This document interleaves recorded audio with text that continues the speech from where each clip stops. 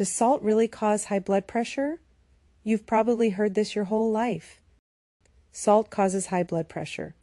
But what if that's only part of the story? Because when you actually look at the research, it's a lot more nuanced than that. Yes, high sodium intake can raise blood pressure in some people, but not everyone responds the same way. In fact, studies show that only about 1/3 of people are what we call salt sensitive, meaning their blood pressure rises significantly with higher salt intake. And here's something even more surprising. Some people experience the opposite effect. Their blood pressure actually increases when sodium intake is too low. So clearly, salt isn't the full villain it's often made out to be. Because sodium is actually an essential nutrient.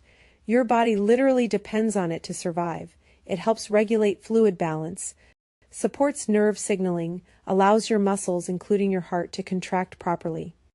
And here's where it connects to blood pressure. Sodium helps maintain proper blood volume. Without enough of it, your body struggles to keep circulation stable. So the goal is not to eliminate salt, it's to find the right balance.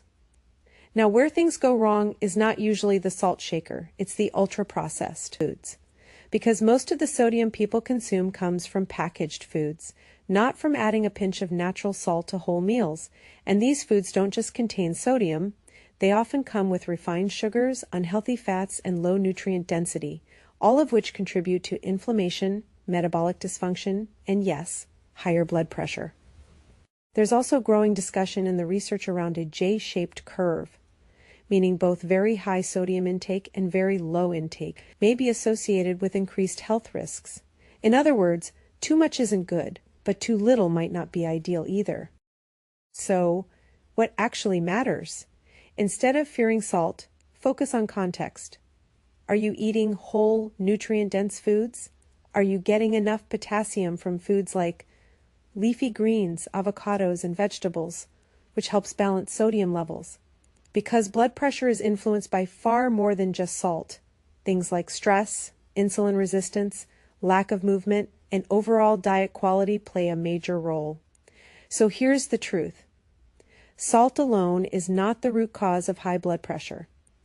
For some people, reducing sodium can help, especially if they're salt sensitive. But for many others, the real issue is a combination of processed foods, poor lifestyle habits, and underlying metabolic health. So instead of asking, is salt bad? A better question is, what does the whole picture of my diet and lifestyle look like? Well, that's it for today. Thank you for watching. If you found this video helpful and would like to see my future content, don't forget to like and subscribe.